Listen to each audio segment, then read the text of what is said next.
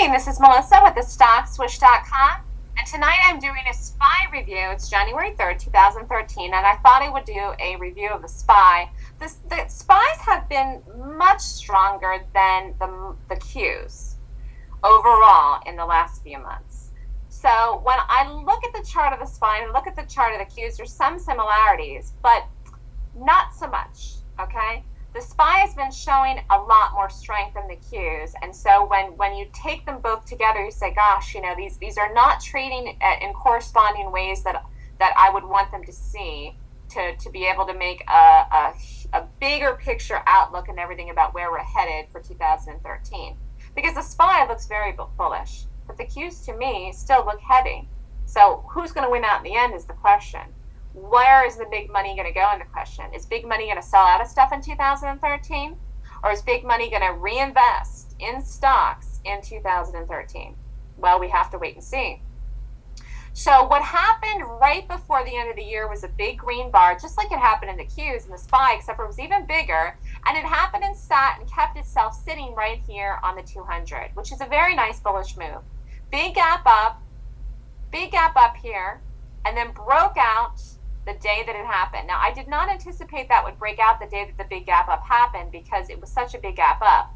I did, however, make note that there was really no reason that we shouldn't get over this red bar here. This is really not anything here. This is not like any kind of real resistance that's a problem for the market. It's one red bar, but that's not a big deal. And it wasn't like a double top or a certain number or even a clean pivot. So we should have been able to get over it. I didn't think we'd do it yesterday, but we did. Broke out late in the day. Today, then, where we opened was somewhere around the top of the bar, and I thought the market would rest today.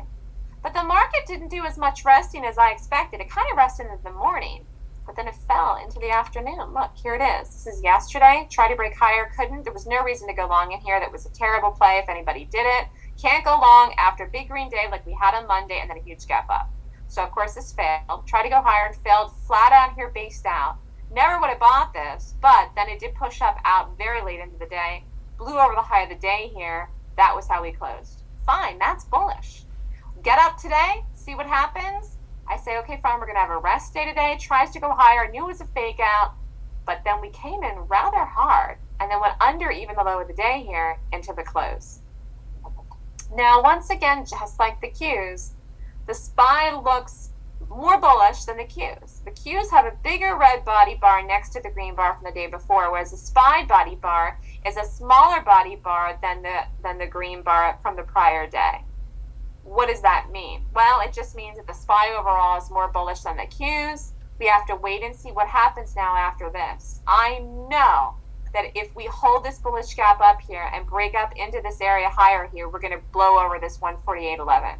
It actually looked like after the close into yesterday that it was almost a certainty we'd do it in the next couple of days. I can't say that now, though, after today. Today was more than a rest day. We had some selling in here.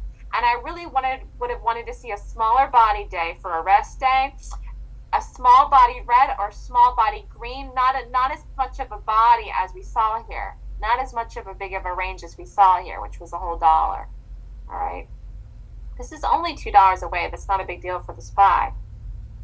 But I don't know if we're going to get there right now that soon. And I'm not sure if we're going to get there at all. But I know if we do, then we're higher. We would have broken out. This was the high from 2012. We're going to get over it then in the beginning of 2013 if we do it. There's such a big area down in here, though, that the market could easily drop down and come into here before that happens. Now, if the SPY does that, the chart will still overall be very bullish on the SPY. But if the SPY does that and the Q doesn't hold the gap up that it had and the Q breaks down lower, the Q is going to look very bearish when that happens, whereas the SPY here is still going to look bullish if this happens. So the charts look very different, very, very different. And that's where you kind of just have to say, well, I'm playing something special on the day. I'm going to play gaps. I'm going to do a strategy that I know works consistently in a system where I'm not going to get tripped up in the market. I'm not going to get tripped up in it. And you watch and you wait and you see what it does in the day. We have to see how we actually end up opening tomorrow. Tomorrow's Friday. And then I'll study it over the weekend. Have to see where we gap up. If we gap up over this, we're going to run into tomorrow. We may run up here. If we lose this bullish gap that happened here in the second, we're going to come all the way in here for sure. And that's, you know, that's more of a drop than the bulls want to see after a gap like this, I'm sure. And it's going to pull the Qs down too. And then the Qs are going to look, you know, more bearish, which I felt the Qs were heavy. The SPY has gotten more of a lift up and doesn't have that far to go to break out to new highs here. That's the difference. I mean, overall, if I look at the chart, let's look at the weekly. This is what we're looking at getting up over here. If we get up over this area here, we can get all the way up to here.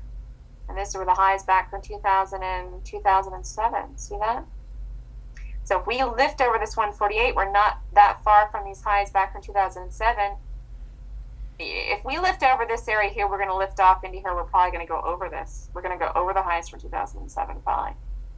And I know some people want that to happen. Some people are expecting that to happen. You can't anticipate it's going to happen before it happens. But the Qs do not look the same as the SPY chart. They just don't. And I will add, I cannot say what's going to happen here with this actual move, but this, because the SPY dropped down here and then carried itself forward and held and has been holding the 200 in a way the Qs couldn't do. But if we demolish this big green bar here and this bullish gap, then we're not going to make it up over that high. We're going to hold that topping tail into 2013, and we're going to start to drift lower down in here then. And we have a while to go. We have a ways to go if we do it. So we have to see how this plays out. This is very important trading time the next couple of days, the next week or so. And earnings season starts soon too. So all of these things will take effect to see if people are going to come in and start buying stuff in earnings season or sell off their positions. So we'll have to wait and see. This is Melissa with the StockSwoosh.com. If you have any questions or are interested in my live trading room, please feel free to contact me at melissa@thestockswoosh.com.